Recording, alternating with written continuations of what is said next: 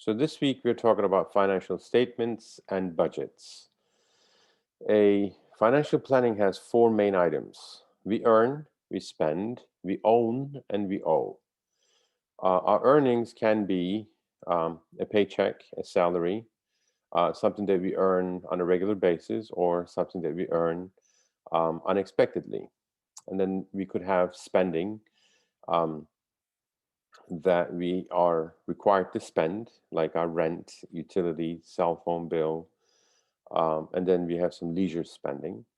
And then we have assets, some assets that we could liquidate, like, for instance, a checking account or a savings account where we have money and we can liquidate, we can get cash immediately.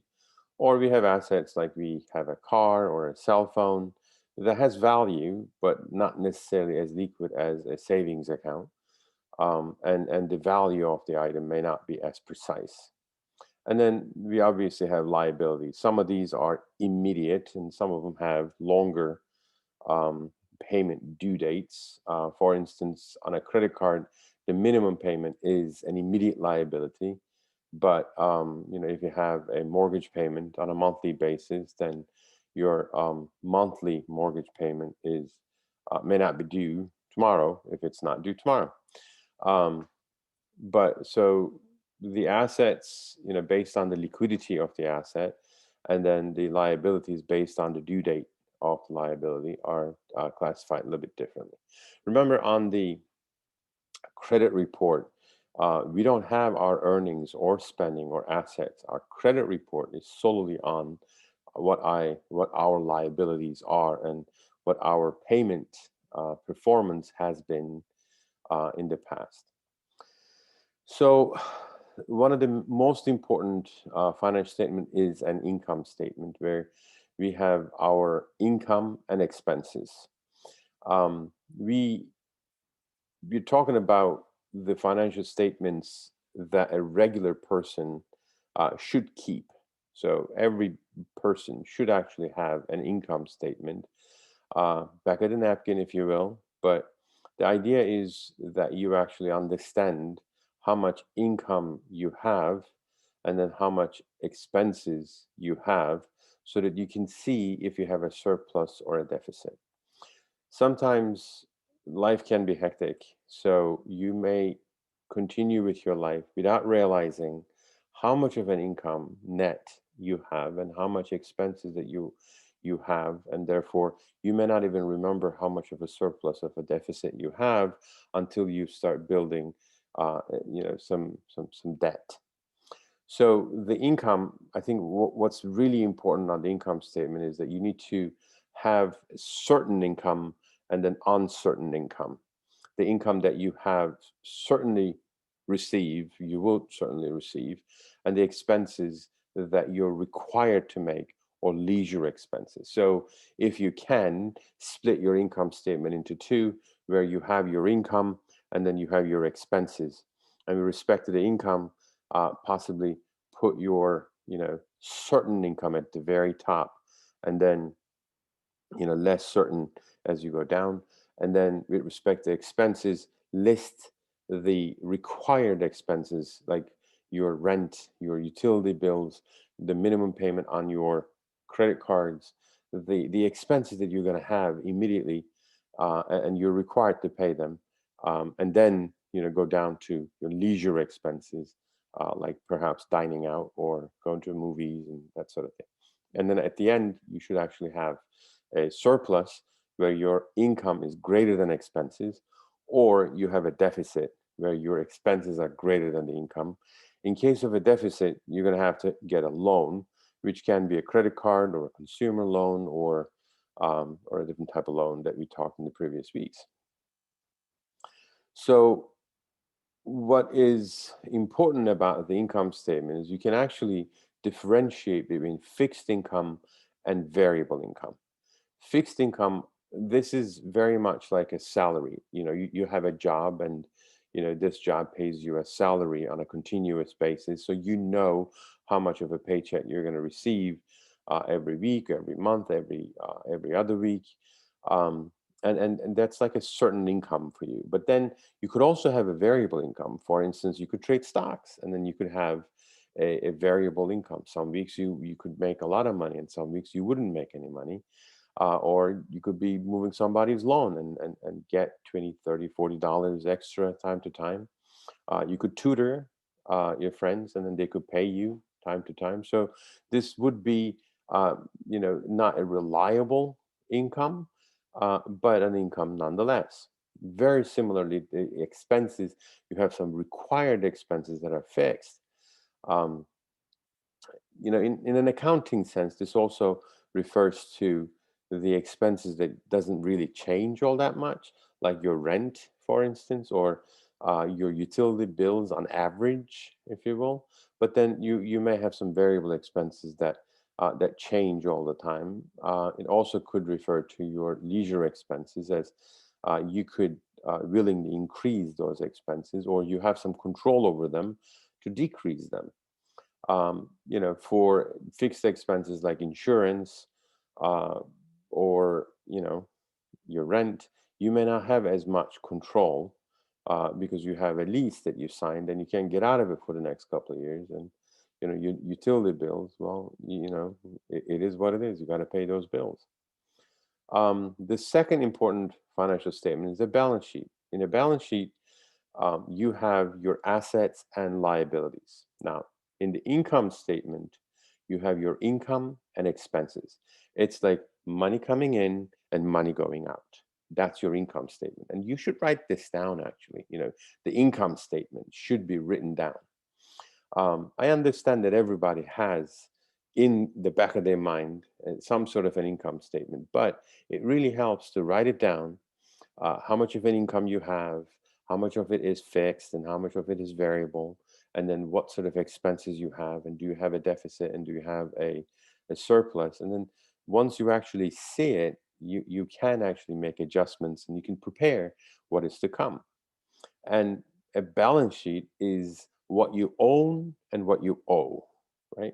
So it could be things like, you own a house, you own a car, you own a cell phone, you own a laptop, and then what you owe, you have a credit card debt, you have a consumer, debt, you have a mortgage, and hopefully your assets will be more than liabilities. But believe it or not, for an ordinary citizen, the liabilities will always be more than the assets. Simply because if you have a mortgage, you're looking at a couple $100,000 of mortgage, while your assets would be just the equity in the house, that however much you have paid so far, and perhaps your car, perhaps your cell phone, um, and they may not mean much. You also should realize that some of the assets, even though they're valuable to you, they may not really have any value. Like, for instance, this laptop that I'm recording this lecture, when I bought it, it was like $1,000. It was about 6 years ago. It's a Mac Air. Now, because it's been so long, I think if I were to try to sell this, I probably wouldn't be able to sell this for $100. But the idea is, if I'm going to list this down as an asset, I shouldn't be listing down what I bought it for. I should list it down for how much it's actually worth. Same thing for a car. You may have bought it for $30,000, but if it's been 10 years and you know it's run down a little bit, you may only have a few $1,000s of value in it.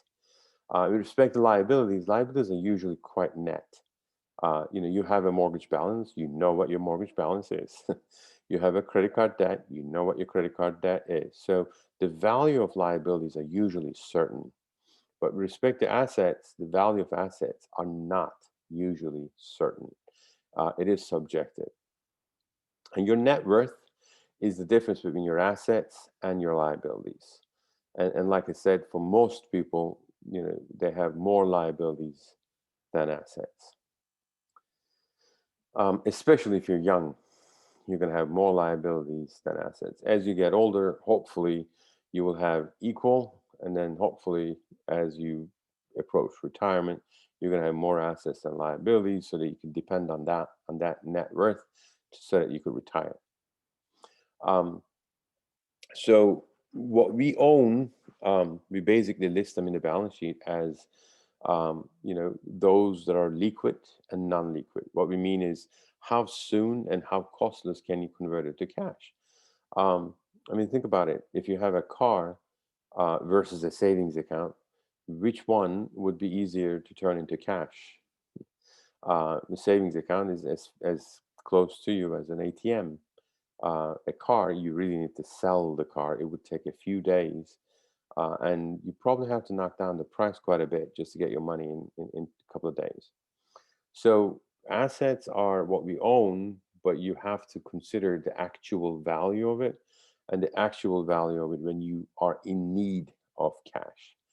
And then with respect to liabilities, obviously what we owe, and then you have your short term and your long term liabilities. Short term liabilities are a lot more immediate and therefore they get a little bit more priority.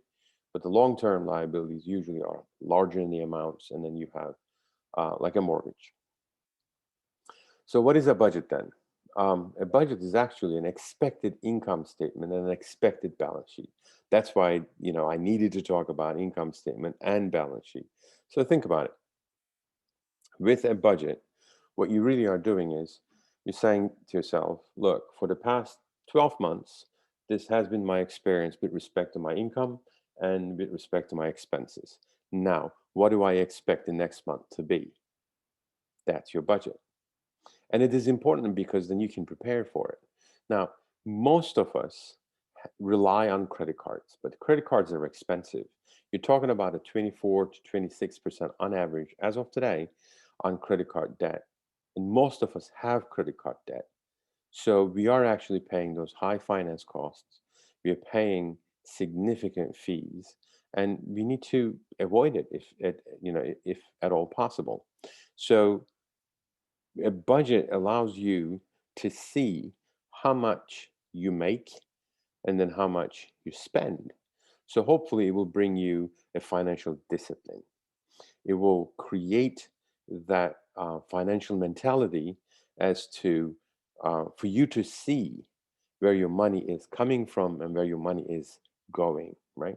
So an expected income statement, an expected balance sheet make up your budget. So, one of the important aspects of keeping a budget is also keeping financial records. And this is, I cannot exaggerate this enough. Um, you have to keep financial records of everything that you do.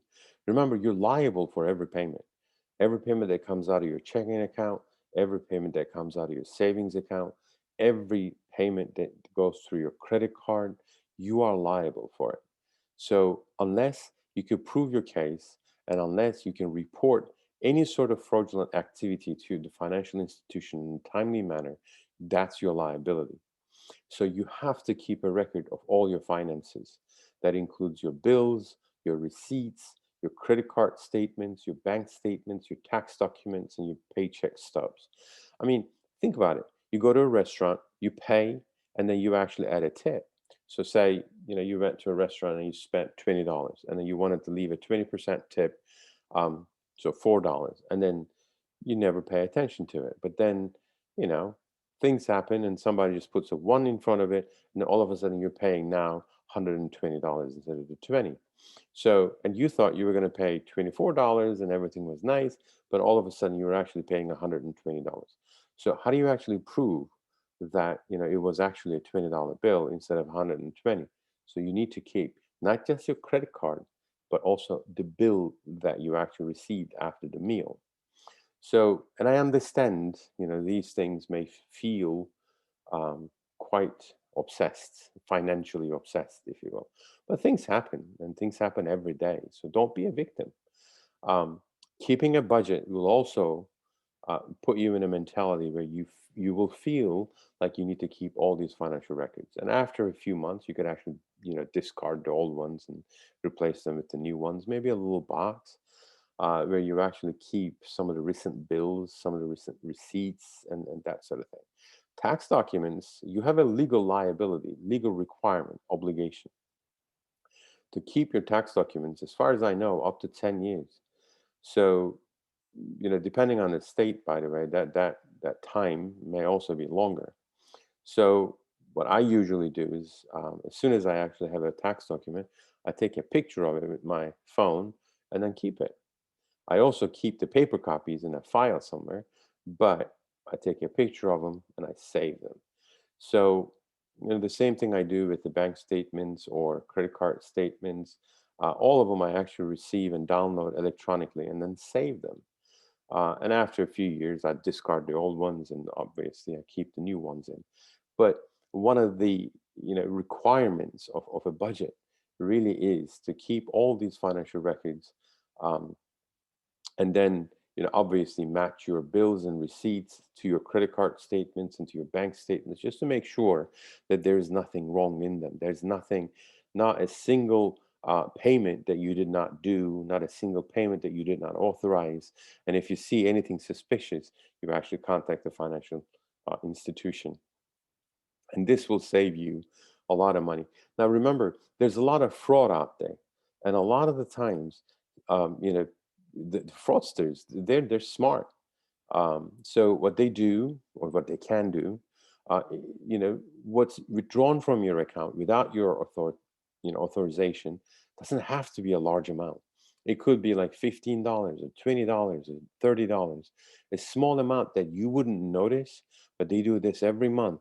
And then by the time you realize it, you actually pay them 600 or $1,000 or whatever. So, you know, even the fraudsters are actually coming quite smart. So you have to be careful as to, matching every one of those credit card items in your statement to what you actually have done. And if there's any payment that you didn't authorize, you should actually catch it as soon as you can. Um, so that's all I have for financial statements and budgets. If you have any questions, please do let me know. And thank you. Take care.